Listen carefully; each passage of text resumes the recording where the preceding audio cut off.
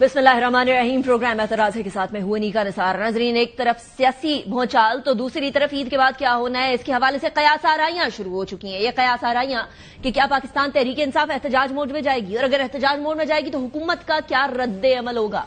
लेकिन मामला सिर्फ यहां नहीं रुकता। जब घर के लोग ये आग लगाने लगे, यानी आपस में लड़ाई करने लगे, चाहे वो हुकूमत हो चाहे वो अपोजिशन हो, तो फिर तीसरे फरीक को ये चांस मिलता है, ये मौका मिलता है कि वो उसका फायदा उठाए। और पाकिस्तान के अंदर दहशतगर्दी जो बढ़ रही है, उसके अंदर तीसरा फरीक जो कि यकीनन वो है जो कि सारी दहशतगर्दियों की एक्टिविटीज को फंड करता है, वो इस टाइम पर फुल फायदा उठा रहा है। इसीलिए इस टाइम पर यह जरूरी था कि नेशनल सिक्योरिटी के हवाले से सारे मिलकर बैठते। लेकिन इसके साथ साथ यह भी जरूरी था कि हुकूमत फौरी तौर पर तमाम सियासी जमातों बशमूल पाकिस्तान तहरीक इंसाफ को रीच आउट करके इस मामले के ऊपर बातचीत करती, चाहे नेशनल सिक्योरिटी कमेटी के अंदर कोई आए या ना आए। लेकिन ऐसा नहीं हुआ। लेकिन कुछ और हो रहा है। यह मतलब ऐसी चीजें जिसके ऊपर मुल्क के मामलात के अंदर यकजा होने की जरूरत है, उधर यकजहती नजर नहीं आती। लेकिन यकजहती एक और जगह पर नजर आती है। पंजाब की जो असेंबली है, उधर की तनख्वाहें बढ़ाने में यकजहती नजर आती है। इधर यहां के पार्लियामेंटेरियंस की तनख्वाहें बढ़ाने में यकजहती नजर आती है। तो दूसरी तरफ अगर इत्तेहादियों में कुछ कशमकश है भी, तो वो कशमकश तब खत्म हो जाती है जब काबीना के मेंबरान की तनख्वाहें बढ़ाने की बात आती है। 188% तनख्वाहें बढ़ा दी गई हैं, और अब काबीना के वुज़राए मुमलकत की तनख्वाहें जो है 5,19,000 तक पहुंच गई हैं। अब सूरत हाल ये है कि एक तरफ ये है तो दूसरी तरफ हुकूमत के पास इतना फिस्कल स्पेस नहीं है कि वो लोगों को और तनख्वाहदार तबके का जो टैक्स आसमानों से बात कर रहा है उसको किसी तरीके से कम कर सके। लेकिन अपनी तनख्वाहें बढ़ाने का फिस्कल स्पेस जरूर मौजूद है। इरफान सिद्दीकी साहब हमारे साथ मौजूद हैं। सेनेटर इरफान सिद्दीकी साहब PMLN के सीनियर रहनुमा हैं, नवाज शरीफ साहब के बड़े करीबी हैं। बहुत शुक्रिया सैन साहब, आपने ज्वाइन किया। सैन साहब, इस टाइम पर for the sake of image ही सही, क्या यह तनख्वाहें बढ़ाना सही है? क्या वाकई में वुज़रा जो कि लाखों करोड़ों के इंतखाबात लड़के आते हैं, उनको इन तनख्वाहों के बढ़ने की जरूरत है?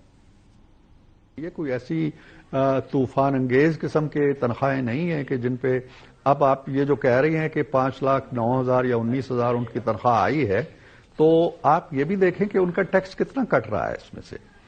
आपको हैरत होगी कि इनकी तनख्वाहें बड़े हुए हर साल आपको पता है ना कि तनख्वाहें बढ़ती हैं मुलाजमीन की। किसी की अगर 2 लाख है तो वो 2.5 लाख हो जाती है, 2.5 है तो 3 हो जाती है, लाख है तो 1.5 हो जाती है। इनकी नहीं बढ़ती। इनकी वही जो आज से कोई 10 साल पहले मुकर्रर कर दी गई थी वो कर दी गई थी।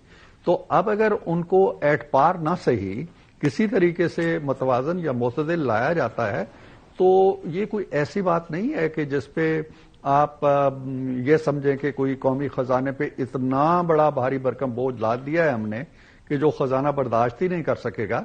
ये लोग भी आते हैं, इनमें से कोई अपने बिजली के बिल जो हैं इनको सरकारी नहीं मिलते, सब बिजली के बिल भी देते हैं, गैस के बिल भी देते हैं, मकान का किराया भी देते हैं, दूर दराज के सफर भी करते हैं, ये सारी चीजें करते हैं। तो अगर इनके लिए इतना सा रिलीफ ये मिल जाए तो मेरे ख्याल में कोई ऐसा मौजू नहीं है कि हम अपना बहुत कीमती, मेरा तो खैर इतना कीमती नहीं है, लेकिन आपका कीमती वक्त इस पे इरफान साहब, मेरे लिए इसलिए ज्यादा कीमती है, इसलिए क्योंकि अगर कोई हुकूमत ये कहकर आए ना कि ठीक है हम इसी तरीके से चलेंगे as the rules of business are, लेकिन अगर कोई ये हुकूमत कहे कि हम ऑस्टेरिटी के ऊपर बहुत अच्छे तरीके से उसके हवाले से एक्टिविटी करेंगे, we will take austerity measures, तो फिर यहां सवाल तो उठता है इरफान साहब। और सेकेंडली जो दूर अफ्तादा ट्रैवलिंग होती है इरफान साहब, वो तो पेड होती है ना, टिकट्स TADA ये भी मिलता है इनको, बाकी मरात भी मिलती है। ये तो सिर्फ अभी पे की बात हो रही है। रिहाइश इधर पार्लियामेंट लॉजेस में होती है। जी पार्लियामेंट लॉजेस भी हैं, उनका भी जो बिजली है वो हम लोग देते हैं, उसकी गैस का बिल हम देते हैं, उसका किराया भी हम लोग देते हैं मंथली। कोई ऐसा नहीं है कि वो फ्री ऑफ कॉस्ट आपको रिहाइश मिली हुई है। Any how, coming to the point कि मैं ये कह रहा हूं कि जहां तक ऑस्टेरिटी का ताल्लुक है, वो आप हुजम नापिएगा कि जी पिछले साल या उससे पिछले साल कितने सरकारी अखराजात थे, हुकूमत के अखराजात कितने थे, अब कितने आए हैं, क्या उससे बहुत बढ़ गए हैं, उससे कम हुए हैं, उतने ही हैं, तो फिर एक फतवा दिया जा सकेगा। सिर्फ वज़रा की तनख्वाहें बढ़ने से या अरकान की तनख्वाहें जो हैं वो किसी कदर बढ़ने से मेरा ख्याल नहीं है कि ऑस्टेरिटी की जो ओवरऑल एक मुहिम موجود ہے اس میں کوئی بہت زیادہ فرق پڑے گا. عرفان صاحب کیا وزراء تنخواہ لے رہے ہیں؟ کیونکہ اس ٹائم پر جب حکومت آئی تھی تب تو یہ کہا گیا تھا، تب وہ بھی اس سے بھی بہت کوئی بڑا فرق نہیں پڑ جانا تھا سرکاری خزانے میں، لیکن ایک چیز ہوتی ہوئی دکھے تو عوام کو ایک حوصلہ ملتا ہے. تب یہ کہا گیا تھا کہ وزراء پے نہیں لیں گے. آپ کو نہیں معلوم؟ مجھے نہیں معلوم. یہ ضرور کہا. اس ٹائم پہ بھی یہ ویژول چیز وزراء میں سے جی عرفان کہ صاحب کتنے تنخواہ لے رہے ہیں یا کتنے نہیں لے رہے ہیں یا کتنے اب بھی نہیں لے رہے ہیں. جب یہ معاملہ سینٹ میں آیا تھا، سینیٹرز کی تنخواہیں تو ابھی وہی ہیں جو برسوں پہلے تھیں، لیکن وہاں جب یہ معاملہ آیا تھا تو چیئرمین نے ایک رولنگ دی تھی کہ جو تنخواہ لینا چاہتا ہے نئی وہ لے، اور جو نہیں لینا چاہتا وہ لکھ کے دے دے جی کہ میں پرانی تنخواہ پہ کام کروں گا یا میں سرے سے نہیں لوں گا. تو یہ آپشن موجود ہے. کچھ وزراء شاید نہ لے رہے ہوں. میں وزیر اعظم کے بارے میں تو جانتا ہوں کہ وہ نہیں لے رہے، اور میں یہ بھی جانتا ہوں کہ ان کے جو روزمرہ کے اخراجات ہیں وہ بھی سرکاری نہیں ہیں، وہ اپنی جیب سے دیتے ہیں. باقی وزراء کا مجھے علم نہیں ہے.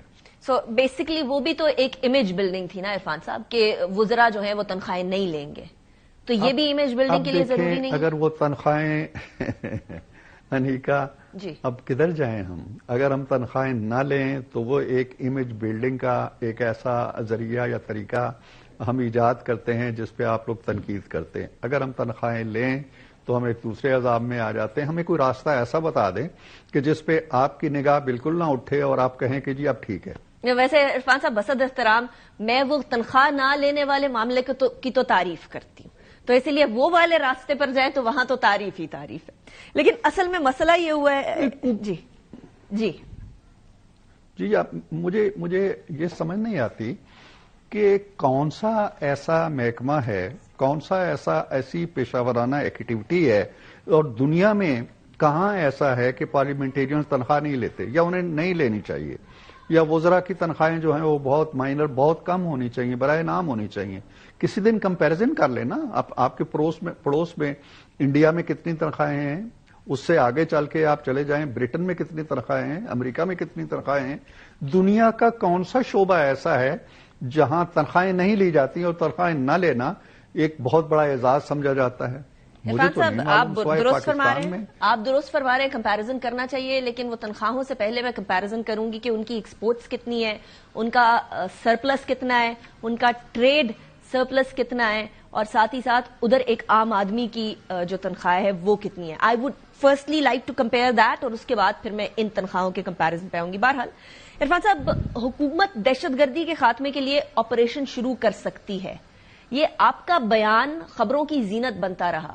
ہمیں تو کل رانا ثناءاللہ صاحب نے فرمایا کہ کسی نئے آپریشن کی بات نہیں ہوئی ہے، ہم تو پہلے ہی حالت جنگ میں ہیں، اور کیونکہ ہم حالت جنگ میں ہیں تو باقی سارے کاموں کی نئے آپریشن کی ضرورت ہی نہیں ہے.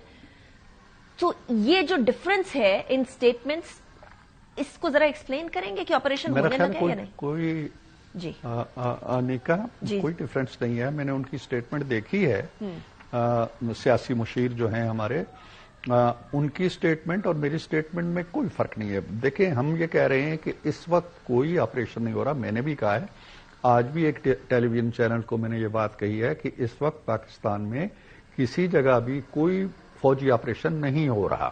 ساتھ ہی میں نے یہ بھی کہا ہے کہ اگر ضرورت پڑتی ہے، اگر کسی جگہ دہشت گردی کا ایک بڑا طوفان، ایک بم پھٹتا ہے اور ہمیں ضرورت پڑتی ہے کہ ایک مختصر یا ایک جامع یا ایک بڑا آپریشن کیا جائے، تو اس پہ کوئی پابندی نہیں ہے ہم پہ. ہم کسی وقت بھی جب بھی ضرورت ہوگی حکومت ایسا آپریشن کر سکتی ہے. آج نہ کرنے کا مطلب یہ نہیں ہے کہ ہم کوئی ایفیڈیوٹ دے رہے ہیں کہ کبھی کوئی آپریشن نہیں ہوگا. اگر سر اٹھائے گی دہشت گردی اور اس قدر سر اٹھائے گی کہ اس کی سرکوبی کے لیے آپریشن کرنا پڑے گا تو وہ آپریشن ہوگا. As for now there is no operation. Okay, so یہ آپریشن انیویٹیبل لگ رہا ہے آپ کو عرفان صاحب کہ یہ تو لازم و ملزوم لگتا ہے کہ آنے والے وقت میں ہونا ہی ہے؟ دیکھیں انیویٹیبل تو شاید جس طرح کی واردات ہوئی ہے بولان کے اندر، جو جعفر ایکسپریس والی ہے، جس کی ساری دنیا نے مذمت کی ہے، یونائٹڈ نیشن سیکورٹی کونسل نے مذمت کی ہے، کسی نے اس کا ناطہ انسانی حقوق سے نہیں جوڑا، کسی نے اسے نیشنلزم کی جنگ نہیں کہا، سب نے اسے دہشت گردی قرار دیا ہے. تو ایسی دہشت گردی جو 400-500 معصوم جانوں کو اپنے تسلط میں لے لیتی ہے، اغوا کر لیتی ہے، ان کی زندگیوں کو خطرے میں ڈال دیتی ہے، ایک بہت بڑا چیلنج پیدا کر دیتی ہے. ہمارے نوجوان شہید ہو جاتے ہیں, عام شہری شہید ہو جاتے ہیں. تو اس کے ہجوم کو دیکھنا پڑے گا. اگر اس طرح کی وارداتیں ہوتی ہیں تو پھر انیویٹیبل ہو جائے گا آپریشن. میں یہ باور کرانا چاہتا ہوں کہ کوئی ریاست بھی, جو چیف صاحب نے بھی اپنے 18 مارچ کی جو ہماری کانفرنس تھی اس میں یہ کہا تھا کہ ایک ہارڈ اسٹیٹ کے طور پہ ہمیں سامنا آنا چاہیے. تو ہارڈ اسٹیٹ کا مطلب یہی ہے کہ ہمیں یہ جو دہشت گرد ہیں یہ نہ سمجھ لیں کہ یہ بہت ہی کوئی سافٹ قسم کی ریاست بیٹھی ہوئی ہے اور ہم وارداتیں کرتے چلے جائیں گے, جانیں لیتے چلے جائیں گے, فوجی شہید کرتے چلے جائیں گے اور ہم سے کوئی ہاتھ ملائے گا, ہم سے کوئی مذاکرات کرے گا, ہم سے کوئی بات چیت کرے گا. تو یہ نہیں ہوگا. جب بھی آپریشن کی ضرورت پڑی, جو آپ کہتی ہیں کہ انیویٹیبل مجھے نظر آ رہا ہے یا نہیں آ رہا ہے, تو میرا خیال یہ ہے کہ ہم اس قابل ہیں کہ اس وقت جو صورتحال ہے اس کو کسی بڑے آپریشن کے بغیر ہم نے سنبھالا ہوا ہے. لیکن کل ضرورت پڑتی ہے تو وہ ہو جائے گا.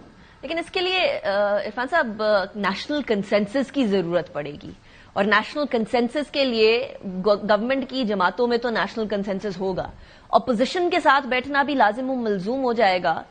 ایسی صورتحال میں پاکستان تحریک انصاف کے سٹینڈ کے حساب سے اگر دیکھا جائے اس تناظر میں, تو آپ کو ایسا نیشنل کنسنسس ہوتا ہوا نظر آتا ہے کہ دہشت گردی کے حوالے سے اگر کوئی نیا آپریشن کرنا پڑے تو کوئی اکٹھا لائے حمل بن سکے؟ دیکھیں, بہت اچھی بات ہوتی ہے اگر ایک نیشنل کنسنسس ہو جائے, جیسا کہ 2014 کے اے پی ایس کے سانے کے بعد ہوا تھا. تمام جماعتیں بیٹھی تھیں اور ایک نیشنل ایکشن پلان تیار ہوا تھا. اس پہ کتنا عمل ہوا نہیں ہوا یہ ایک الگ کہانی ہے. لیکن اب بھی اگر کنسنسس ہو تو بہت اچھی بات ہے.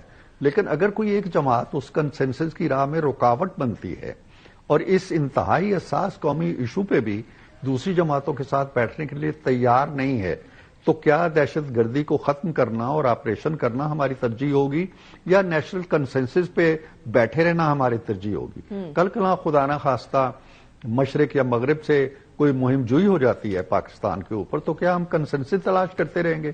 ہمیں اس کا جواب دینا ہے, منہ توڑ جواب دینا ہے. تو میرا خیال یہ ہے کہ یہ جو 18 مارچ کی کانفرنس تھی اس میں بڑی حد تک کنسنسس تھا. مولانا فضل الرحمان اپوزیشن کی بہت بڑی مؤثر جماعت ہیں, وہ موجود تھے, باقی ساری جماعتیں موجود تھیں, گنڈاپور صاحب آئے ہوئے تھے جو نمائندگی کرتے ہیں وہاں پہ, اور میں بھی اس کانفرنس میں موجود تھا, اس حال میں موجود تھا. مجھے نہیں معلوم کہ کسی ایک نے بھی کھل کے کہا ہو جی کہ کوئی آپریشن نہیں ہونا چاہیے, یا کسی ایک نے بھی اس بات کی مخالفت کی ہو کہ جی جو ہے ہمیں ہر حال میں بات چیت ہی کرنی چاہیے, یا جو اعلامیہ پڑھا گیا اس کے بارے میں کسی نے کوئی حرف گیری کی ہو. بعد میں نے سنا ہے کہ ایک دو نکتہ چینیاں ہوئی ہیں. عرفان صاحب, میرا خیال یہ ہے, میرے اپنے پروگرام میں پی ٹی آئی کی طرف سے کہا گیا کہ وہ مشترکہ اعلامیہ نہیں تھا, اس کو مشترکہ بنایا گیا, لیکن وہ یک طرفہ اعلامیہ تھا کیونکہ اس کے اندر اپوزیشن کی شرکت تو ایز سچ تھی نہیں. اپوزیشن کی سب سے بڑی جماعت کی تو وہ مشترکہ کیسے ہو گیا؟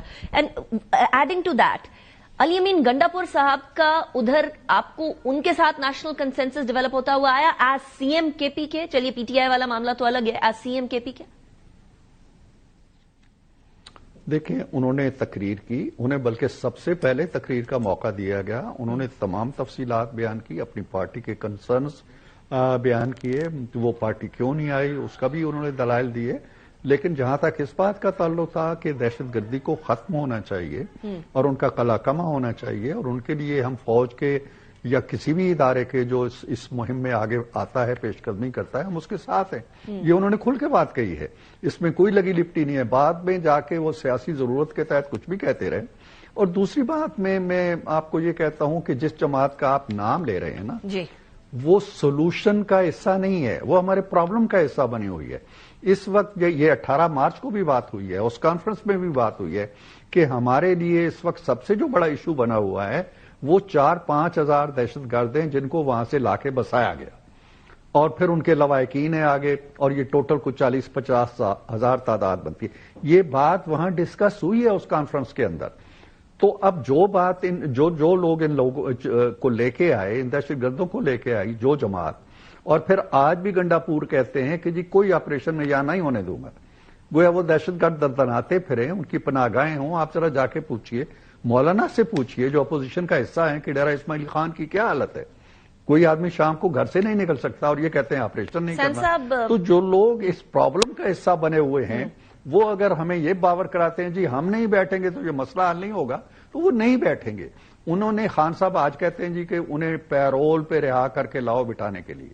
خان صاحب جب وزیر اعظم تھے اور اسی نو کی سیکیورٹی کی میٹنگز ہوتی تھی وہ نہیں آتے تھے ان میں. وزیر اعظم 1 گھنٹہ مجھے یاد ہے 1 گھنٹہ باجوہ صاحب ان کی منت کرتے رہے بھئی سارے بیٹھے ہوئے آپ آ جائیں. انہوں نے کہا یہ چور ڈاکو بیٹھے میں نہیں آؤں گا. اب ان کے لیے ہم جو نیشنل کاز ہے اس کو قربان کرتے پھرے, ان کے لیے ہم دہشت گردوں کے ہاتھ چومتے پھرے, ان کے لیے ہم کنسنسس کی تلاش میں بیٹھے رہے ہاتھ پہ ہاتھ رکھ. سو آپ کہہ رہے ہیں national consensus is not of importance جب نیشنل سیکیورٹی آ جائے تو؟ نیشنل کنسنسس وہی ہے جو قوم چاہتی ہے, عوام چاہتے. عوام نہیں چاہتے ہیں کہ ان کے بچوں کی جانیں جائیں, عوام نہیں چاہتے ہیں کہ ان کے فوجی شہید ہوں, عوام نہیں چاہتے. 400 جو لوگ جرگمال بنائے گئے تھے, 400 گھرانوں کے اندر جو صف ماتم بچھی تھی وہ اس کا اندازہ نہیں ہے ان لوگوں کو جو اس اجلاس میں نہیں آئے. انٹرسٹنگ کہ ان کے گھروں میں کیا گزر رہی ہے, ان کی ماؤں پہ, ان کی بیٹیوں پہ, ان کے بچوں پہ کیا گزر رہی ہے. یہ کس مٹی کے بنے ہوئے لوگ ہیں؟ اگر انہیں ان کا درد نہیں ہے تو قوم کو ان کا درد کیوں ہوگا؟ اچھا عرفان صاحب, کل علی امین گنڈا پور صاحب نے کے پی کے ہاؤس میں یہ فرمایا کہ یہ دہشت گرد جو ٹی ٹی پی کے ہیں وہ واپس لا کر ہم نے نہیں سیٹل ڈاؤن کیے, یہ جولائی 2022 کے اندر پی ڈی ایم حکومت آنے کے بعد سیٹل کیے گئے, اس کا باقاعدہ ڈاکیومنٹڈ پروف بھی موجود ہے. سو وہ تو آپ پر یہ ملبہ ڈال رہے ہیں. وہ غلط بیانی کر رہے ہیں. میں آپ کو عمران خان صاحب کی سٹیٹمنٹس نکال کے دکھاؤں گا کہ جب یہ لوگ آباد ہوئے ہیں جس کی جسٹیفیکیشن یہ میٹنگز ہوئی ہیں اس میں ہمارے لوگ بھی شریک ہوئے ہیں, خواجہ آصف صاحب بھی اس میں شریک ہوئے ہیں, اور بھی لوگ شریک ہوئے ہیں. یہ باقاعدہ میٹنگز ہوئی ہیں, ایسا نہیں ہے کہ یہ 2022 میں پہلے سے بسے ہوئے تھے. وہاں فیصلہ ہوا ہے, باجوہ صاحب نے کنونس کیا کہ جی, اور جنرل فیض نے کنونس کرنے کی کوشش کی کہ جی یہ ان کو آ جانے سے یہ ہوگا, مین سٹریمنگ ہو جائے گی, فلاں ہو جائے گا. ہمارے لوگوں میں سے کچھ نے اعتراض کیا. خواجہ آصف صاحب نے تو کل کہا ہے کہ جی میں نے تو کوئی بات نہیں کی, ہم سنتے رہے کیونکہ وہ فیصلہ کر کے آئے تھے. جی یہ حقائق کو مسخ کرنا, جھوٹ بولنا, معاملات کو الجھا دینا, یہ ان کا وتیرہ ہے. اب اس حقیقت یہ تو 9 مئی کو بھی نہیں مانتے, کہتے ہیں ہم نے نہیں کیا, یہ فالس فلیگ آپریشن تھا. یہ تو کہتے ہیں جی کہ جو اکاؤنٹ ہیں جن سے گالیاں روز پڑتی ہیں یہ بھی ہمارے نہیں ہیں, ان کو بھی ڈس اون کرتے ہیں. ٹھیک بھائی خان صاحب کا جو اکاؤنٹ ہے اس کو بھی ڈس اون کرو نا, کہ جب جعفر ایکسپریس پہ قبضہ ہو چکا تھا, 400 ہمارے یرغمالی ان کے قبضے میں تھے, خان صاحب کا ٹویٹ کیا آیا تھا؟ 10 دن تک انہوں نے اس واقعے کی لفظی مذمت بھی نہیں کی. اب وہ کہتے ہیں جی کنسنسس ہونا چاہیے. کیسے ہونا چاہیے کنسنسس؟ بتائیں, کوئی طریقہ بتائیں ہم. اچھا عرفان صاحب, چلیے نئی کنسنسس ڈیولپ ہو سکتا ہے پاکستان تحریک انصاف کو, ان کو سائڈ پہ کر دیتے ہیں, لیکن consensus with in the government is of utmost importance as well. اور اس کے لیے نواز شریف صاحب ایک بہت امپورٹنٹ کردار ادا کر سکتے ہیں, لیکن نواز شریف صاحب ایکٹیولی پالیٹکس میں ہمیں نظر ہی نہیں آ رہے. ان کے فالوورز ہیں تو انہوں نے ووٹ دیا ہے, پی ایم ایل این کا جو ووٹ بینک ہے, جو پی ٹی آئی نہیں مانتی لیکن جو ووٹ بینک ہے, وہ کدھر ہیں عرفان صاحب؟ Why is he not actually playing a part? دیکھیں, وہ پارٹی کے صدر ہیں, وہ اس پارٹی کے صدر ہیں جو فیڈرل گورنمنٹ جس کے ہاتھ میں ہے, جس کا وزیر اعظم ہے جس پارٹی کا, صوبے میں سب سے بڑے صوبے میں جس پارٹی کی حکومت ہے. اور یہ جو 18 مارچ کا اجلاس تھا نیشنل سیکیورٹی کے حوالے سے, ان کی پارٹی پوری شدومت سے شریک تھی اور نواز شریف شریک تھے. میں اگر شریک تھا تو میں نواز شریف ہوں نا. جتنے لوگ وہاں آئے ہوئے تھے پارٹی کے, وہ اسی, کیونکہ وہ صدر ہیں اس وقت, غائبانہ شرکت تھی عرفان صاحب. وہ میری بات سن لیں نا. اگر وہ آتے, شخصی حیثیت سے آتے, ایک بڑے لیڈر کے طور پہ آتے, اگر ان کی صحت اجازت دیتی تو اس سے اس کانفرنس کا قد کاٹ بڑھتا یقیناً, میں ایگری کرتا ہوں. لیکن ان کے ایشوز ہیں, میں ذاتی طور پہ جانتا ہوں کہ ان کو سفر کی اجازت نہیں ہے فی الحال, کچھ ہفتہ 10 دن کے لیے, اس کے بعد شاید وہ سفر بھی کریں گے. تو لیکن جب ان کی پارٹی موجود تھی, اگر تحریک انصاف آ جاتی پوری کی پوری, تو عمران خان کے نہ آنے سے کوئی فرق نہیں پڑتا تھا, پارٹی کی نمائندگی ہو جاتی. اسی طرح پارٹی کی نمائندگی ہو گئی ہے میاں صاحب کے نہ آنے سے, اور میاں صاحب ان فیصلوں میں شریک ہوتے ہیں, ان سے مشورہ کیا جاتا ہے, उनसे अप्रूवल ली जाती है कि पार्टी का मौकफ क्या होना चाहिए। तो लेकिन इसलिए इरफान साहब, आप ये जो ताल्लुक नहीं है इन चीजों आप से। फरमा रहे हैं कि हफ्ता 10 दिन के बाद उनको ट्रैवलिंग की इजाजत मिल जाएगी, क्या नवाज शरीफ साहब अलील हैं? देखें, उनके मसाइल तो आज से नहीं है, बहुत तवील अरसे से चल रहे हैं। so उनके इशू चलता रहता है। और अलील इस तरह नहीं है कि वो आजकल कोई ऐसी सूरत हाल है, अल्लाह के फजल से वो मुलाकातें कर रहे हैं। कल भी उन्होंने मुलाकात की है, वो पार्टी के लोगों से भी गाए गए मिलते हैं। तो कोई ऐसी अलालत नहीं है कि वो बिल्कुल अलग थलग होकर बैठने पे मजबूर हो जाएं। अलालत यही है कि उनको ट्रैवलिंग से फिलहाल, चाहे वो फजाई हो चाहे वो सड़क के जरिए हो, उसको थोड़ा सा एहतियात करने के लिए कहा गया है। और मोहसिन नकवी साहब किधर हैं सेनेटर साहब? मैंने तो अखबार में पढ़ा था, आपने भी पढ़ा होगा कि शायद वो भी मुल्क से बाहर हैं, अपने किसी इलाज की वजह से या किसी और वजह से। इरफान साहब, मैं अखबार में पढ़ूं या आवाम पढ़े तो समझ आती है, आप लोग तो हुकूमत का हिस्सा है, वो इंटीरियर मिनिस्टर हैं, he is one of the most important ministers of this government. तो उनके बारे में हुकूमत के लोगों को भी नहीं पता कि वो किधर है? मैं हुकूमत का हिस्सा कब से हो गया? नहीं, आप हुकूमत की जमात का हिस्सा है ना इरफान साहब। अब हुकूमत की जमात का हिस्सा होते हुए आप बाय प्रॉक्सी हुकूमत का हिस्सा है। अब आप ठीक कह रही हैं। मैं जमात का भी हिस्सा हूं, मैं पार्लियामान का भी हिस्सा हूं, मैं सेनेट का भी हिस्सा हूं, मैं हुकूमत का हिस्सा नहीं हूं। और हुकूमत के वज़रा की वो प्रोग्राम क्या हैं, वो क्यों बाहर गए हुए हैं या इधर मौजूद हैं या किसी मीटिंग में आते हैं या नहीं आते हैं, मैं इन चीजों से ना तो वाकिफ हूं, ना इस पे कुछ तबसरा कर सकता हूं। अच्छा, वैसे वजीरों को भी नहीं पता इरफान साहब, ख्वाजा आसिफ साहब को भी नहीं पता। वो कहते हैं फोन करते रहे लेकिन उन्होंने फोन नहीं उठाया। ये एकदम से एब्सेंस, एकदम से गायब हो जाना, ये बहुत सारे सवालात को जन्म दे रही है। आपको हुकूमती जमात का एक अहम रुकन होते हुए तशवीश नहीं हो रही कि इसका सारा मलबा आपकी हुकूमत पर आएगा? नहीं, मुझे कम से कम उतनी तशवीश नहीं है जितनी आपको है। मुझे तो बहुत तशवीश मामूल की बात है। मुझे तो बहुत तशवीश है, टू बी ऑनेस्ट इरफान साहब, कि हमारे इंटीरियर मिनिस्टर इतने इंपॉर्टेंट टाइप पे क्या है। आप कहते हैं तो मान लेते हैं, लेकिन उनकी जो एब्सेंस है वो उनकी एब्सेंस यकीन तशवीश का बायस जरूर बन रही है। Thank you very much Irfan Siddiqui साहब, आपने ज्वाइन किया। Was a pleasure having programme. Break की तरफ जाते हैं, ब्रेक के बाद वापस आएंगे। Welcome back after the break. Sahibzada Hamid रजा साहब हमारे साथ मौजूद हैं, SIC के सरबराह हैं। इस टाइम पर पाकिस्तान तहरीक इंसाफ की रिप्रेजेंटेशन भी हामिद साहब आप ही कर रहे हैं। साहिबजादा साहब, पहले तो मुझे बताएं कि ये जो कौमी सलामती कमेटी की मुलाकात ना करना, अब इस बात के गवाह आप भी और मैं भी हूं कि मैंने आप लोगों को ये अर्ज की थी कि खुदा के लिए कौमी सलामती कमेटी के अंदर पॉलिटिक्स ना लेकर आए, इस मीटिंग में जरूर जाएं, नहीं तो हुकूमत के पास एक ऑप्शन होगी कि आप लोगों को वो सुना सके। और एग्जैक्टली वही हो रहा है। अच्छा, देखिए, बिस्मिल्लाह रहमान रहीम, बहुत शुक्रिया। 2 मुहर्रिकात हैं। पहला मुहर्रिक इस फैसले का वजह यह थी कि जो स्टेक होल्डर्स हैं, मेरा ताल्लुक है फैसलाबाद से, मेरे फैसलाबाद में अभी दहशतगर्दी की कोई ऐसी वाइब नहीं है, कुछ नहीं, अल्लाह का शुक्र है। बलूचिस्तान से जो MNAs हैं वो इस मीटिंग के अंदर शामिल नहीं है। जो KPK से MNAs हैं, पार्लियामेंटेरियंस हैं, सेनेटर्स हैं, वो उस मीटिंग में शरीक नहीं हैं। हम बलूचिस्तान और KPK का मसला डिस्कस करने जा रहे हैं without the public representative of those 2 respective provinces. Wait a second, I am sorry, I am cutting you short. Achakzai साहब बलूचिस्तान से? जी। बलूचिस्तान के रिप्रेजेंटेटिव हुआ? He was never invited there. क्या PTI KPK से? KPK से। क्या रिप्रेजेंटेशन हो गई? नहीं हुई। तो हम अगर बोलें कि जी देखिए, आप लोग नहीं गए तो नहीं हुई, लेकिन बुलाया तो आप लोगों को था ना, क्या हम ये कहें कि सारे लोगों को बुलाएं, क्योंकि सिर्फ एक MNA MP तो रिप्रेजेंटेटिव नहीं बनता ना, सबको बुलाए थे? जिन 40-30 MNAs के हल्के के अंदर जंग चल रही है, आप उन्हें क्यों नहीं बुलाएंगे? वो जमाते तो जाए ना। इसका मकसद ये है, चले वो नहीं बुला रहे थे, आप लोगों ने कहा अच्छा उनको नहीं बुलाया, हम भी नहीं जाएंगे, कोई रिप्रेजेंटेशन ही ना हो। दूसरी चीज ये थी, देखें, इसके ऊपर तमाम लोगों का कंसेंसस था। इमरान खान साहब से मुलाकात करवा देते। करवाई ना?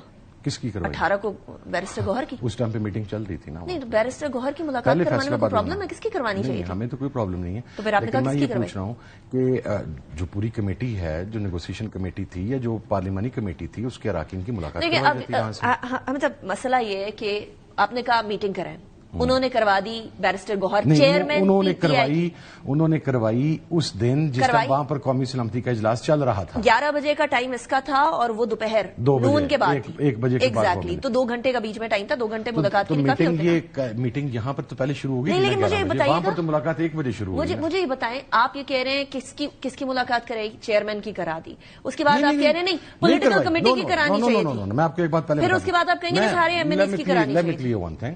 جو ملاقات ہوئی وہ ادھر سے نہیں ہوئی, وہ خان صاحب کی فیملی اور وکلاء سے ملاقات کا دن تھا. اچھا, جس کی وجہ سے ملاقات ہوئی, اور وہ دوپہر 2 بجے ہوئی.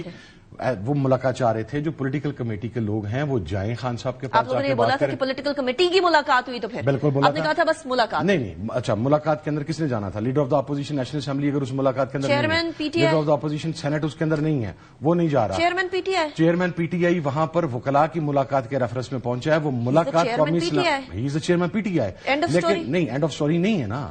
آپ نے وہ ملاقات قومی سلامتی کمیٹی کے اجلاس کے تناظر میں نہیں کروائی. That's interesting. تو پھر آپ نا ڈیٹیل بنا کر دیتے کہ ان لوگوں کی ملاقات کرا دے, پھر آپ جنیرک یہ اسٹیٹمنٹ نہ دیتے میڈیا پہ کہ ملاقات کر نہیں. آپ لوگوں نے میری میڈیا سنیں جی, پارلیمانی کمیٹی کے فیصلے کے بعد عمر ایوب نے خط لکھا لیڈر آف دا اپوزیشن. کیا لکھا کہ ان لوگوں کی ملاقات نہیں, ملاقات اس کے بعد گئے چیف ویپ ہمارے عامر ڈوگر صاحب, وہ گئے, انہوں نے یہ کہا کہ ہمارے جو پولیٹیکل کمیٹی کے لوگ ہیں یا جو 6 لوگ ہوتے ہیں جن کی ملاقات ہوتی ہے خان صاحب سے, ان کی آپ خان کا صاحب ملاقات کروا دیں. چونکہ وہاں پر اسپیکر صاحب نے رابطہ کرنے کی کوشش کی نا, پھر انہوں نے کہا کہ میں کر کے بتا کے آپ کو آپ تک واپس آتے ہیں. دوپہر شام 5 بجے کا خط لکھا, رات 10 بجے پولیٹیکل کمیٹی کا اجلاس شروع ہوا. 5 گھنٹے کا ٹائم آپ کے پاس تھا نا, آپ بتا سکتے تھے. مسئلہ یہ ہے کہ آپ لوگ کہہ رہے ہیں 5 گھنٹے کے اندر اگر آپ نے یہ کیا, اسی طریقے سے جب حکومت کے ساتھ مذاکرات چل رہے تھے تو آپ نے کہا ودن 7 ورکنگ ڈیز, وہ 7 ورکنگ ڈیز ودن 7 ڈیز تک پہنچ گئے. ایسا ڈیڈ لائنز آ رہے ہیں, کن پٹی پہ بندوق رکھنے کو سنجانی کی ملاقات کروانی تھی, اس وقت رات کو ملاقات کروا دی تھی 15 منٹ میں. جس دن آپ نے جلسہ کینسل کروانا تھا شنگھائی تعاون تنظیم کی وجہ سے, اس دن تو آپ نے آدھے گھنٹے میں ملاقات کروا دی. میں ہوں کہ ملاقات ہونی چاہیے, اس میں کوئی ڈاؤٹ کی بات نہیں ہے, لیکن آپ لوگ بھی پھر کلیئرلی بتاتے کہ آپ کس کی ملاقات. آپ نے کہا ملاقات کرانی, ملاقات ہو گئی, چیئرمین پی ٹی آئی کی ملاقات ہو گئی. نہیں, چیئرمین پی ٹی آئی کی ملاقات. اچھا, لیکن ملاقات پھر آپ اس کو مکس کر رہی ہیں. چیئرمین پی ٹی آئی کی ملاقات, چیئرمین پی ٹی آئی کی ملاقات بحیثیت وکیل ہوئی ہے, اگلے دن ہوئی ہے دوپہر 2 بجے, جبکہ سلامتی کمیٹی کا اجلاس 11 بجے چل رہا ہے. 11 بجے نہیں, 11 بجے کا ٹائم قومی سلامتی کا نہیں تھا, اس کا 11 بجے قومی سلامتی کا اجلاس ہے. میرے پاس لیٹر پڑا ہوا. 11 بجے کی میٹنگ کا ٹائم بھی تھا. 11 بجے میٹنگ نہیں, 11 بجے میٹنگ نہیں ہوئی, ڈیلے ہو گئی, وہاں ڈیلے ہو گئی. اب مجھے آپ یہ بتائیں, اب اگر 1 بجے ملاقات ہو رہی ہے, ادھر قومی سلامتی کا اجلاس جو ہے وہ سارا کچھ طے کیے بیٹھا, اب کدھر جائیں ہم؟ اچھا, دیٹ میک سینس. ہونا چاہیے تھا کہ پہلے ملاقات ہوتی, لیکن اس کا ٹائم 11 بجے کا تھا, اور وہ والی میٹنگ جو تھی وہ نون کے بعد کی تھی. سو ٹائم فریم پھر بھی تھا, ڈیلے ہونا نہیں چاہیے تھا. لیکن کیا یہ رات تک زیادہ تر رہنما یہ بیٹھے نہیں سوچ رہے تھے کہ ہم لوگوں کو قومی سلامتی کی میٹنگ میں جانا چاہیے؟ نہیں. کیا پی ٹی آئی کے رہنما یہ سوچ کے نہیں بیٹھے تھے؟ جانا چاہیے. یہ پارلیمانی کمیٹی کی رائے بھی تھی, یہ تمام لوگوں کی اکثریتی رائے بھی یہ تھی, مگر ایک کنڈیشن کے ساتھ کہ خان صاحب سے ملاقات کروائی جائے. تو پھر that was the only reason جس کی وجہ سے پی سی نے فیصلہ کیا کہ خان صاحب تک ایکسیس نہیں دی جا رہی, سو وی آر ناٹ گوئنگ. اچھا, کیا آپ نے مولانا صاحب کو یہ نہیں بتایا ہوا تھا رات تک؟ اور مجھے خود سینیٹر کامران مرتضی نے کہا کہ ہم لوگ رات کے 1:30 2 بجے 2:30 بجے تک بیٹھے رہے, ہم نے دعا کی, تب تک پی ٹی آئی نے ہمیں نہیں بتایا تھا کہ انہوں نے ڈیسائیڈ کر لیا کہ انہوں نے نہیں جانا. نہیں, اگر آپ میرا ٹویٹ دیکھیں تو وہ میرا خیال عشاء کے نماز کے وقت آ گیا تھا کہ میں تو نہیں جا رہا, اور 11:30 12 بجے کے قریب اس کا ہمارے جو سیکٹری انفارمیشن ہے شیخ وقاص اکرم صاحب, ان کی طرف سے بھی ٹویٹ بھی آ گیا تھا, اور تمام لوگوں کو. صاحب, آپ اتحاد چاہتے ہیں جے یو ایس سے یا نہیں چاہتے ہیں؟ بالکل, کیوں نہیں چاہتے. تو آپ لوگ ان کو کہہ رہے ہیں ہمارے ٹویٹ دیکھتے رہا کریں چھپن چھپائی. ہم نے تو نہیں کہا انہیں. تو آپ کہہ رہے ہیں ٹویٹ آ گئی تھی تو اناؤنس کر, ان کو بتا دیتا, اتحادیوں کے ساتھ کال کر کے بتا دیتے. ایک غلطی ہوئی, یہ مصطفیٰ نواز کھوکھر صاحب کی رہائش گاہ پر بھی وہ بات ہوئی, اس کو کوئی اور رنگ دیا گیا. بتانا چاہیے تھا, جانے سے پہلے بھی بتانا چاہیے تھا, جانا اگر نہیں جانا تھا تو بھی بتانا چاہیے تھا. میرا اوپینین ہے یہ. جب جس وقت فیصلہ ہوا کہ کنڈیشنل اجازت ہوئی, نہ اس وقت بتایا گیا. یہ نہیں ہے کہ پہلے انہیں انفارم کر دیا گیا تھا کہ وی آر گوئنگ. ہم کیسے انفارم کر سکتے تھے؟ اچھا, دوسری بات یہ, میں پولیٹیکل کمیٹی کا ممبر نہیں ہوں. آپ نے تو چھوڑ دی نا. کس بات پہ چھوڑی تھی ویسے آپ نے؟ وہ چھوڑیں آپ. نہیں وہ بتائیں آپ نے کس بات پہ چھوڑی. آپ پولیٹیکل کمیٹی کے ممبر تھے, آپ پہ عمران خان صاحب ٹرسٹ کرتے ہیں, آپ کو انہوں نے اسپوکس پرسن بنایا ڈسپائٹ دا فیکٹ کہ آپ ان کی جو پولیٹیکل پارٹی ہے اس کا حصہ ہی نہیں ہے, تو پھر آپ پولیٹیکل کمیٹی کیوں چھوڑ گئے؟ کچھ آپس میں ہوتے ہیں مسئلے, انٹرنل آپس میں کس کے ساتھ؟ کسی کے ساتھ نہیں, سارے بھائی ہیں. میرا کس کے ساتھ مسئلہ ہو سکتا ہے, لیکن میں یہ سمجھتا ہوں. بس یہ بتا دیں پاکستانی لیڈرشپ کے ساتھ یا باہر بیٹھے ہوئے کچھ لوگوں کے ساتھ؟ نہیں, میرا اوپینین یہ ہے, اس کے اندر میں آپ کو ایک بات عرض کر دیتا ہوں. میں یہ کہتا ہوں کہ یہ سارا کیوس کریٹ ہو رہا ہے بیکاز 6 ماہ سے پولیٹیکل لوگوں کی خان صاحب تک ایکسس نہیں دی جا رہی, جس کی وجہ سے کچھ فیصلے متنازع ہو رہے ہیں. متنازع سے مراد اس طرح کہ جس طریقے سے ایک سوشل میڈیا بیشنگ ہو گئی پی ٹی آئی کے ساتھیوں کے اوپر, نہیں ہونی چاہیے تھی, اس لیے کہ وہ آپ لوگ بڑے انڈر پریشر ہے, آپ لوگ اچھا ڈیسیژن بھی لینا چاہتے ہیں, ادھر سے سوشل میڈیا شروع ہو جاتا ہے. سو واٹ, اسی سوشل میڈیا کی وجہ سے آج ہم یہاں پہ بیٹھے ہوئے ہیں نا. ویسے کیونکہ ہم سوشل تو میڈیا اگر وہ کوشچن کرتا ہے, نہیں آپ سوشل میڈیا کی وجہ سے نہیں بیٹھے, میں سوشل میڈیا کی وجہ سے, آپ اللہ تعالیٰ کی وجہ سے بیٹھے. نہیں, اللہ کا فضل, نبی پاک صلی اللہ علیہ وسلم کا فضل, میرے ماں باپ کی دعائیں, عمران خان از دا ریزن. لیکن اگر میں اپنے حلقے میں بھی نہیں گیا اور میں کامیاب ہو کے آیا ہوں تو میرے حلقے کے ووٹر کے ساتھ ساتھ سب سے بڑا کردار سوشل میڈیا کا تھا, جس نے میرا نشان ایک ایک گھر تک پہنچایا. Social media as a medium کا تھا, لیکن سوشل میڈیا جو اس ٹائم سر آپ لوگوں کی پالیسی سے 180 ڈگری ڈفرنٹ جا رہا ہوتا ہے, کون چلا رہا ہے سرزاد صاحب؟ تو کیا ہوگا سب سے پہلی بات تو میں آپ کو عرض کرتا ہوں, ناٹ انڈیپینڈنٹ, کوئی 180 ڈگری کم از کم میرا جو اپنا پوائنٹ آف ویو ہے, میرے تو پوائنٹ آف ویو کے مطابق جا رہا ہے کہ چھوٹی چیز پہ چھوٹا موٹا کوئی اختلاف رائے ہو سکتا ہے. چھوٹا موٹا نہیں, میرا چھوٹا موٹا ہے. وہ جعفر ایکسپریس والا آپ کو یاد ہے؟ تو جعفر ایکسپریس کی سامنے کنڈمنیشن کیا, اس میں کون سی بری بات ہے؟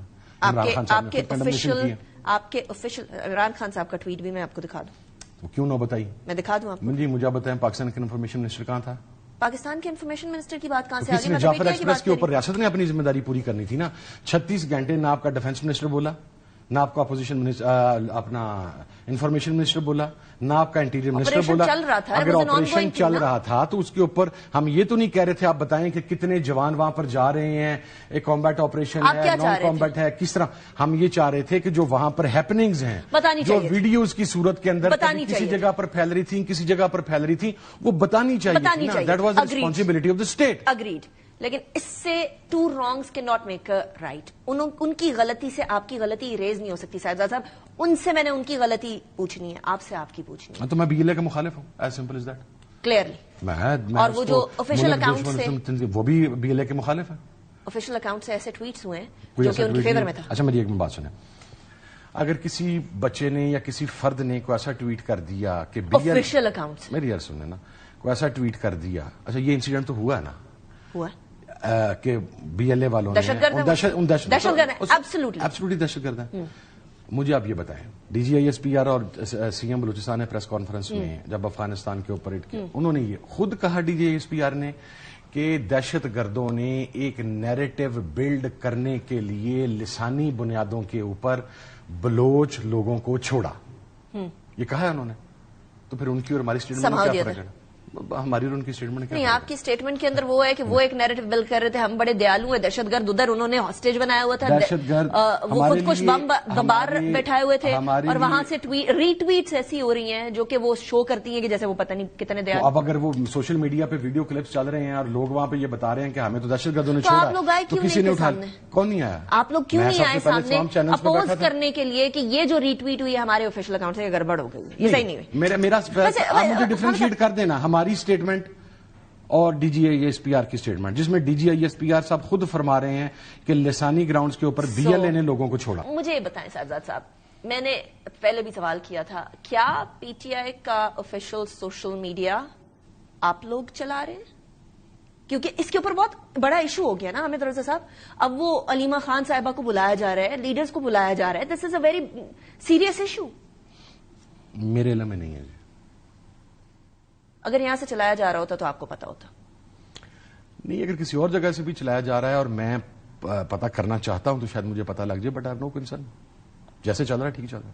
ٹھیک چل رہا ہے, لیکن یہاں کے لیڈرز کے حوالے سے بڑی پرابلمز کریٹ ہو رہی ہیں. اس کی وجہ سے آپ کو بھی پتا ہے نا, کوئی لیڈر کوئی ڈیسیژن نہیں لے پا رہا, یرغمال بن گیا. نہیں, ایسی کوئی بات نہیں. آف دا ریکارڈ ہماری بہت سارے رہنماؤں سے بات ہوئی حامد رضا صاحب, آپ کی بھی ہوتی ہوگی. میری بھی ہوتی ہے. ہاں تو آپ کی مسکراہٹ بھی بتا رہی ہے کہ ایسا ہی ہے. آپ کی مسکراہٹ بتا رہی ہے حامد رضا صاحب. میں اپنی ذات کیا تک نہیں آپ کی ذات نہیں, میرا اسکور ہے 100/100. خان کی جو ٹویٹ آتی ہے وہ میرے پیج سے ری ٹویٹ ہوتی ہے. That is 100/100. Blind trust. آپ خود کرتے ہیں کوئی اور کرتا ہے؟ میری ٹیم کرتی. ہاں تو پھر چلیں, آپ نے وہ پڑھا بھی نہیں ہوتا نا پھر بھی ری ٹویٹ ہو جاتے, چھوڑیں. تو مجھے نو ایشوز نا. ٹھیک ہے, دیٹ از یور پروگیٹو. اختلاف رائے کا میرا حق ہے نا. Absolutely that is your پروگیٹو. لیکن آپ کو نہیں پتا کہ کہاں سے چلتا ہے. نہیں, میں نے آنیسٹلی اسپیکنگ نہ مجھے پتا ہے نہ میں نے پتا کرنے کی کوشش کی ہے. لاسٹ کوشچن حامد صاحب, عید کے بعد کیا ہونے جا رہا ہے؟ لیٹ دا ٹائم کم. بہتر ہوگا جو نہیں, اتنا سسپینس نہ چھوڑ کے جانے. سسپینس مووی نہیں ہے, کرنٹ افیئر شو ہے. بتائیں کیا ہونے والا ہے. دیکھیں, تحریک کے مراحل ہوتے ہیں. اب میرے پاس چونکہ ذمہ داری بڑی اہم آ گئی ہے اس احتجاج کے حوالے سے. آپ نے ہی ڈیسائیڈ کرنا ہے کہ اب کیا ہونا. نہیں, میں نے خالی ڈیسائیڈ نہیں کرنا, اس میں تمام جماعتوں کے نمائندگان شامل ہیں. سربراہ تو آپ ہیں نا. مجھے بنا دیا گیا ہے. ہم پورا میکنزم دیں گے جی, روڈ میپ دیں گے پورا کہ ہم کس طریقے سے اب یہاں سے عید کے فوراً بعد ہم آن ورڈز آگے بڑھیں. تو روڈ میپ کا پہلا قدم ہی بتا دیں. چلے مجھے باقی روڈ میپ نہ بتائیں. آئی گیس ہماری 2 چیزیں پہلے ہیں. ایک, ہم بلوچستان, KPK, سندھ اور پنجاب کے اندر APCs کرنے جا رہے ہیں, اور اس کے بعد ایک ہم نیشنل لیول پہ APC کریں گے. جو APC ہوگی بلوچستان میں وہ صرف بلوچستان کے مسائل اور دہشت گردی سے ریلیٹڈ ہوگی. وہاں پر جو ڈرافٹ تیار ہوگا that will be the part of ساری جماعتیں انوائٹڈ ہوں گی ہمیں صاحب انشاءاللہ. جو بلوچستان میں بلوچستان کی سب جماعتیں, سندھ میں سندھ کی سب جماعتیں, پیپلز پارٹی سمیت. That's what the leadership has to decide of طریقے تفویض پاکستان whatever they were. اچھا, ابھی تک یہ ڈیسائیڈ نہیں ہوا. یعنی ساری جماعتوں کا مطلب تو یہ ہے نا کہ وہاں پنجاب میں PMLN بھی ہو, سندھ میں پیپلز پارٹی بھی ہو. PMLN اگر ہوگی پنجاب کے اندر تو بالکل میٹنگ ہونی چاہیے. میں شاید نہ بیٹھا ہوں گا. کیوں؟ نہیں, میری کوئی ذاتی مسئلہ, ذاتی سمجھ لیں. نہیں تو آپ کہہ رہے ساری جماعتوں. میں تو جاننا چاہ رہی ہوں. تو پھر ذاتی سمجھ لیں, ایسا ہی. کوئی دشمنی ہے؟ دشمنی ہی ہے. چل حامد رضا صاحب, I will not probe into it. اگر کوئی ذاتی نہیں آپ ڈیٹیل میں جانا چاہتے ہیں تو نو ایشوز. چلیں, we'll leave that for another show. ابھی آپ نے جو APC کرانی ہے اس کی ذرا ڈیٹیل جب تک. ناٹ جسٹ APC, ہم کنونشنز میں جائیں گے, ہم اس کے بعد ہم جلسوں کی طرف جائیں گے, اور اس کے بعد پھر انشاءاللہ جو بھی ہوگا فائنل اٹیمپٹ وہ فائنل ہوگا. اچھا, اوکے, انٹرسٹنگ. فائنل اٹیمپٹ آئے گی. So step by step this. Yes, آپ کو احتجاجی تحریک کے تناظر میں ہی چلانا ہے, جس طرح ماضی میں ہمارے پاس 70 سال کی احتجاجی تحریک کی روایات موجود ہیں. اس مرتبہ جو میٹنگ میں چیز ڈسکشن ہوئی ہے وہ یہ ہے, کچھ چیزیں پری میچور یا امیچور آپ کہہ لیں کہ ہوئی ہیں ہم سے. غلطی میں اوپنلی بیٹھ رہا ہوں, میں نے وہ اس میں تھا یا نہیں تھا, اس فیصلے میں نے اپوز کیا یا نہیں کیا, لیکن جب کلیکٹیولی فیصلہ ہو گیا, میرا بے شک ڈفرنٹ پوائنٹ آف ویو تھا, but I am part of it. اب ہم کوشش کریں گے کہ جو غلطیاں ہم سے ہوئی ہیں وہ نہ ہوں. Okay, got your point. Sahibzada Hamid Raza صاحب, thank you very much for joining me in the programme. It's all pleasure having you. اسی کے ساتھ بریک کی طرف جاتے ہیں. بریک کے بعد ذرا غزہ کی بات کریں گے. وہ جنگ بندی جس نے چلنا تھا ابھی, وہ بیچ میں کٹ آف ہو گئی. کیوں ہوگی؟ After break. Welcome back after the break. ناظرین, روزے ہمارے لیے مشکل ہو سکتے ہیں بہت سارے حالات کے لیے, لیکن اتنے نہیں جس طریقے سے غزہ کے اندر صورتحال چل رہی ہے پچھلے 5 دن سے. وہ جنگ بندی جو کہ مشترکہ طور پر ڈیسائیڈ کی گئی تھی وہ یک طرفہ طور پر اسرائیل نے ختم کر دی, اور اس کے بعد اب تک ان 5 دنوں میں جو بمباری اور جو بربریت منگل سے شروع ہوئی ہے اس کے اندر 634 افراد شہید ہو چکے ہیں, جس کے اندر سے تقریباً 200 کے قریب بچے اور خواتین ہیں. وہ معصوم بچے, وہ معصوم خواتین جو کہ اسرائیل کے اندر اسرائیل کی بربریت سے غزہ کے اندر اس ٹائم پر شہید ہو رہے ہیں. وہ رمضان سے, روزے سے ہیں, اور روزے میں اس طرح کی صورتحال دیکھنے کو مل رہی ہے. اسرائیل کی جانب سے غزہ کے مختلف علاقوں کے اندر بمباری کی گئی ہے, اور لوگوں کو انخلا احکامات بھی دے دیے گئے ہیں کہ جی آپ یہاں سے خالی کریں غزہ کی پٹی کو اور مختلف علاقوں کے اندر چلے جائیں. تقریباً 1 لاکھ افراد ہیں جو کہ نقل مکانی کرنے پر مجبور ہو رہے ہیں. اسرائیل کے وزیر دفاع نے مزید یرغمالیوں کی رہائی تک, غزہ کے بعض حصوں پر قبضہ کرنے اور ان کو جو جزوی طور پر الحاق کرنے کا حکم دیا ہے. وی آل نو کہ جزوی طور پر الحاق کا مطلب الٹیمیٹلی ہوگا کہ آپ پرماننٹ الحاق اس کو آکوپائی کر لیں گے. اقوام متحدہ کی امدادی ادارہ جو UNRWA ہے, جس کے خلاف اسرائیل بڑے عرصے سے کام کر رہے ہیں, اس کے مطابق گزشتہ 19 روز سے غزہ میں کسی طرح کی انسانی امداد نہیں پہنچ سک رہی ہے, جو کہ اکتوبر 2023 کے اندر یہ جنگ شروع ہونے کے بعد امداد جو ہے وہ بڑے عرصے تک رکی رہی تھی اور بہت عرصے تک یہ ایشوز چلتے رہتے. پینے کا صاف پانی بھی اس ٹائم پر ناپید ہے. غزہ کے 10 لاکھ بچوں سمیت 20 لاکھ سے زائد آبادی کو شدید ذہنی اور نفسیاتی مسائل لاحق ہو چکے ہیں بیکاز وہ کنٹینیوسلی ٹراما میں رہ رہے ہیں, کنٹینیوسلی پریشر میں رہ رہے ہیں, فائٹ اینڈ فلائٹ موڈ میں رہ رہے ہیں. PTSD ان ساروں کو الگ ہوگا, لیکن اس ٹائم پر صورتحال یہ ہے کہ ان کی جانوں کے لیے مسئلہ بنا ہوا ہے. ریڈ کریسنٹ کی سوسائٹیز نے, ان کے ترجمان نے بھی یہ بولا ہے کہ اس ٹائم پر غزہ میں ان دنوں بہت سی جو جگہ ہیں وہاں پر یہ مناظر دیکھنے کو مل رہے ہیں جن کا سامنا فلسطینیوں کو ہے. پچھلے 15 ماہ کی جنگ ہو چکی ہے اور 15 ماہ سے لے کر اب تک کچھ ایک شارٹ پیریڈ کے لیے جو ہے وہ سکون ملا تھا, لیکن اب وہ سکون بھی ختم ہوتا ہوا نظر آ رہا ہے. جنگ بندی صرف اسرائیل کی ایک چال قرار دی جا سکتی ہے, اس لیے چال قرار دی جا سکتی ہے کیونکہ 19 جنوری کو طے پانے والا جو جنگ بندی کا معاہدہ تھا وہ امریکہ, قطر اور مصری ثالثی کے بعد ہوا تھا اور اس کے اندر اسرائیل نے گو ہیڈ دیا تھا. پہلے مرحلے کے اندر جو حماس ہے اس نے 33 یرغمالیوں کو 1900 فلسطینی قیدیوں کے بدلے میں رہا کیا تھا اور پہلا مرحلہ 1 مارچ کو ختم ہوا تھا, لیکن دوسرے مرحلے کے مذاکرات میں پیش رفت نہیں ہو سکی تھی.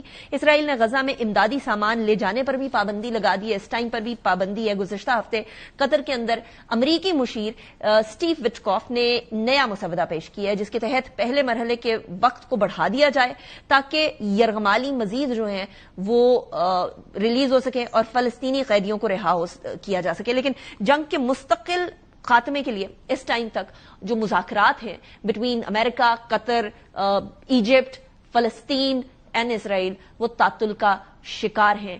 وی ڈونٹ نو کیا ہونے والے آنے والے وقتوں کے اندر, لیکن ہماری دعا ہے اس پاک بابرکت مہینے کے طفیل اللہ تعالیٰ فلسطینیوں کو آسانیاں عطا کرے اور اسرائیل کی تمام صورتحال کو جو ہے مسمار کر دے.